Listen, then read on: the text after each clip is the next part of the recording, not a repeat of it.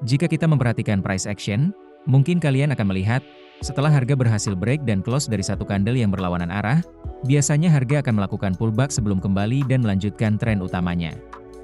Seperti contoh pada chart ini, kita bisa melihat ketika candle merah berhasil break dan close dari candle hijau sebelumnya, harga terjadi pullback ke candle hijau dan kembali turun. Serta perhatikan candle merah di sini, candle merah ini telah di break dan close di atas oleh candle hijau. Setelahnya harga terjadi pullback ke candle merah, sebelum melanjutkan momentum utamanya. Dan kita bisa melihat formasi pullback seperti ini terjadi berulang kali pada chart. Sekarang, jika kita bisa entry di ujung dari pullback ini dengan stop loss yang tipis, maka ini akan menjadi peluang trading yang menarik. Karena reaksi kecil pada high time frame seperti ini, sebenarnya adalah pergerakan besar yang potensial pada time frame yang lebih rendah. Lalu bagaimana cara kita memprediksi ujung dari pullback? Dan bagaimana cara kita tahu bahwa harga akan kembali setelah pullback? Karena tidak semua pola ini akan menghasilkan pantulan, dan harga bisa saja langsung tembus tanpa melanjutkan momentum utamanya. Halo teman-teman semua, selamat datang kembali di channel Forex Sarjana. Pada materi kita kali ini, saya akan membagikan strategi scalping yang high probability menggunakan konsep momentum pullback, dan konfirmasi price action order block pada low time frame. Strategi ini akan cukup advance, jadi pastikan simak video ini hingga akhir agar mendapatkan manfaat penuh dari materi ini. Sekarang mari kita ke strateginya. Katakanlah kita dalam market uptrend, di mana buyer mendominasi market. Kemudian candle merah muncul, menandakan seller mulai masuk dan berusaha mendorong harga untuk turun. Setelahnya buyer kembali masuk, yang ditandai oleh candle hijau di sini. Namun candle hijau ini tidak berhasil close di atas ekor dari candle merah sebelumnya, menandakan momentum buyer masih kurang kuat untuk kembali mendorong harga untuk naik. Kita tunggu harga berhasil break dan close di atas ekor dari candle merah sebelumnya, seperti ini. Ini menandakan momentum buyer yang kembali cukup kuat, sehingga harga berhasil break dan close di atas candle merah sebelumnya. Setelah ini terjadi, kita tandai candle merah ini hingga titik terendah, sebagai zona pullback kita. Setelahnya kita zoom ke low time frame, untuk memperkecil zona dan memprediksi titik pantul harga jika pullback terjadi. Perlu juga diketahui, biasanya zona pullback juga akan menciptakan structure market, seperti break of structure pada time frame yang lebih rendah. Kita tandai area penting supply and demand seperti zona order block, serta key level support resisten pada low time frame, karena ada kemungkinan harga akan memantul dari zona-zona seperti ini. Saat harga terjadi pullback dan menyentuh zona supply and demand, kita tidak tahu apakah buyer akan kembali masuk dan harga akan benar memantul dari zona ini, atau langsung tembus tanpa meneruskan momentum utamanya.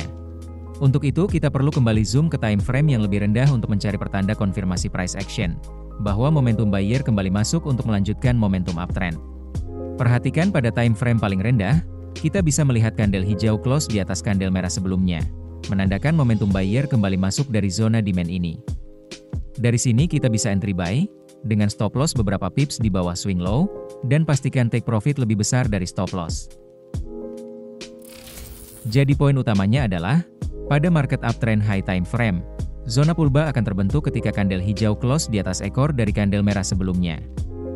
Dan pada market downtrend, zona pullback akan terbentuk ketika candle merah berhasil close di bawah ekor dari candle hijau sebelumnya. Pada strategi ini kita hanya akan follow trend dan menggunakan 3 pasangan time frame. Jika trend dan momentum di time frame daily, maka kita zoom dan perkecil zona di time frame H1, dan cari konfirmasi di time frame M15. Jika trend dan momentum di H4, maka zoom dan perkecil zona di M15, dan entry konfirmasi di M5. Jika tren dan momentum di H1, maka zoom dan perkecil zona ke M5, dan entry konfirmasi di M1. Karena di sini kita memanfaatkan reaksi kecil pada high time frame, maka untuk menentukan tren agar baku, kita akan menggunakan indikator exponential moving average periode 9, dan periode 21. Untuk rules-nya sederhana, jika EMA 9 di atas EMA 21, artinya market dalam kondisi uptrend, maka kita hanya akan mencari momentum buyer, dan hanya entry posisi buy. Jika EMA 9 di bawah EMA 21, artinya market dalam kondisi downtrend, maka kita fokus mencari momentum seller, dan hanya entry posisi sell. Sekarang, izinkan saya demonstrasikan strategi ini pada chart. Ini adalah chart Euro USD time frame H1. Kita bisa melihat EMA 9 di atas EMA 21, artinya market dalam kondisi uptrend, jadi kita akan fokus mencari momentum buyer dan hanya entry posisi buy. Perhatikan, candle hijau ini berhasil break di atas ekor dari candle merah sebelumnya. Artinya momentum buyer cukup kuat. Setelahnya kita tandai kandel merah ini hingga ekor terendah setelahnya sebagai zona pullback kita. Kemudian kita zoom ke time frame M5 untuk mencari zona order block dan key level support. Pada zona pullback ini, di paling bawah kita bisa melihat zona demand order block valid yang diikuti imbalance dan break of structure. Maka kita perkecil dan tandai zona ini. Setelahnya harga terus naik, dan mari kembali ke time frame H1. Pada time frame H1, kita kembali melihat kandel hijau yang close di atas ekor dari kandel merah sebelumnya. Maka kita tandai kandel merah ini, hingga ekor kandel paling bawah setelahnya sebagai zona pullback. Kemudian kita kembali zoom ke M5, untuk menandai zona demand dan support pada low time frame. Pada M5, kita bisa melihat zona order block valid yang diikuti imbalance dan break of structure.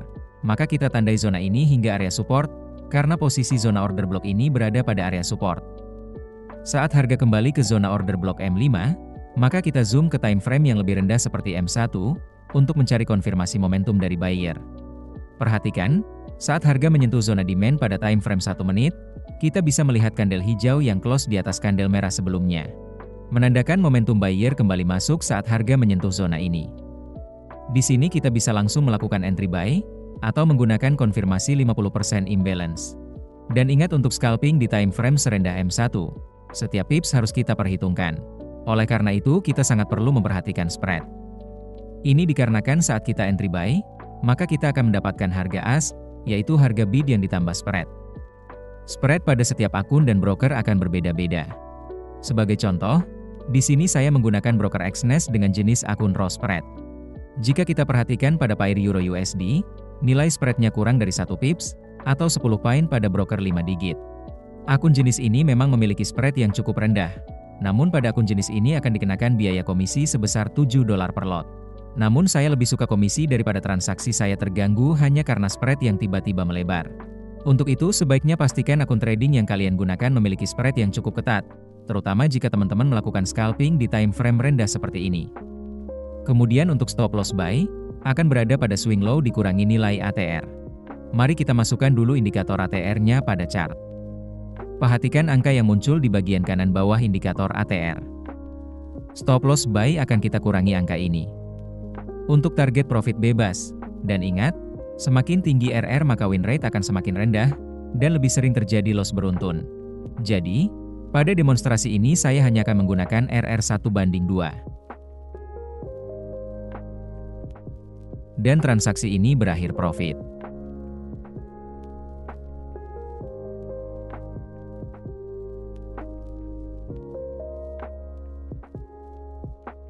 Perhatikan, jika teman-teman menggunakan konfirmasi 50% momentum imbalance, maka kita akan entry di sini dan tetap profit 2R.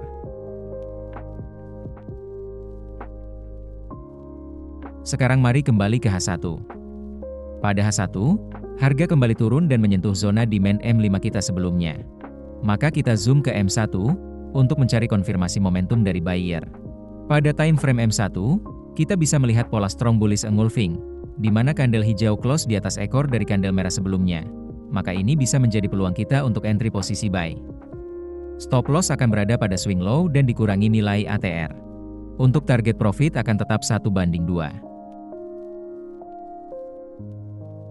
Dan transaksi ini berakhir profit.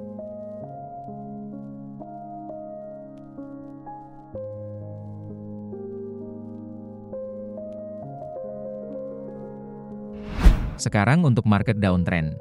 Ini adalah chart USD JPY time frame H1. Kita bisa melihat EMA 9 di bawah EMA 21, menandakan market dalam kondisi downtrend, maka kita hanya akan fokus mencari momentum seller dan hanya entry posisi sell. Perhatikan, kandel merah ini baru saja break dan close di bawah ekor dari kandel hijau sebelumnya, menandakan momentum seller besar mulai masuk. Jadi kita tandai ekor paling bawah kandel ini, hingga ekor paling atas setelahnya sebagai zona pullback kita. Kemudian kita zoom ke M5, untuk mencari zona supply dan key level resisten pada zona pullback ini.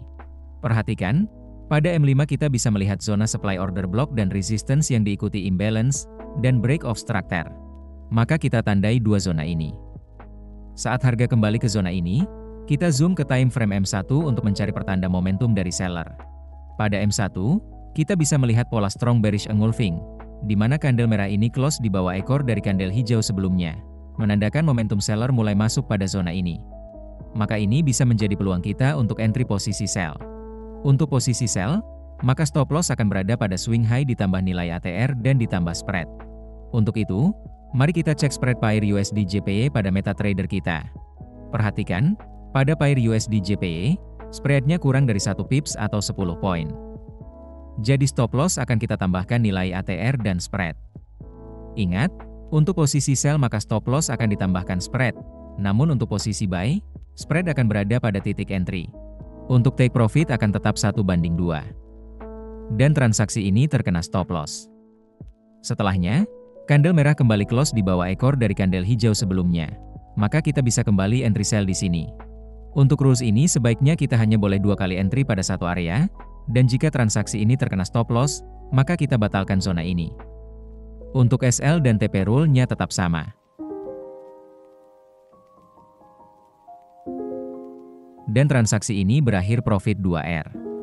Perhatikan, jika kita cukup konservatif dan kembali memperkecil zona di M1, maka kita bisa entry lebih akurat pada harga ini, dan bisa menghindari stop loss dan momentum palsu seperti ini. Namun saat teman-teman semakin konservatif, kita mungkin akan beberapa kali kehilangan peluang, tetapi entry kita biasanya akan lebih akurat. Namun pada setup agresif ini tetap kita hitung sebagai stop loss. Sekarang mari kembali ke time frame H1. Pada H1, kita kembali melihat candle merah close di bawah ekor dari candle hijau sebelumnya. Maka kita tandai candle hijau hingga swing high setelahnya, sebagai zona pullback kita. Kemudian kita zoom ke M5. Pada M5, kita bisa melihat zona order block dan resistance valid yang diikuti imbalance dan break of structure. Maka kita tandai dua zona ini. Saat harga kembali ke zona ini, kita zoom ke M1. Pada M1, kita bisa melihat momentum strong bearish engulfing yang menyentuh zona ini, dan ini bisa menjadi peluang kita untuk entry posisi sell. Untuk SL dan TP rule-nya sama.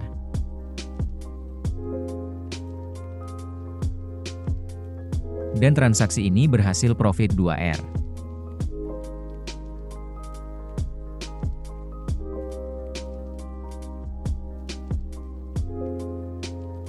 Setelahnya harga kembali naik dan menyentuh zona resistance.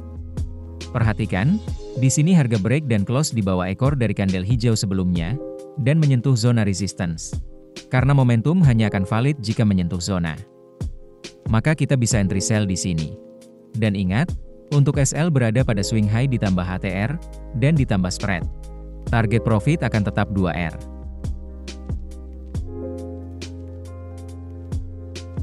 Dan transaksi ini berhasil profit. Mari kembali ke time frame H1. Perhatikan, untuk strategi scalping ini, kita sebenarnya hanya memanfaatkan reaksi kecil pada high time frame. Di sini sebaiknya teman-teman tetap perlu melakukan riset dan backtest, sembari melatih mata, serta tetap menggunakan risk reward yang ideal. Saya rasa itu dulu untuk materi kita kali ini. Dan seperti biasa, sisihkan beberapa detik waktu kalian untuk klik like, subscribe, serta nyalakan loncengnya, karena akan selalu ada update materi terbaru dari channel ini. Terima kasih telah menonton hingga akhir dan sampai jumpa di video selanjutnya.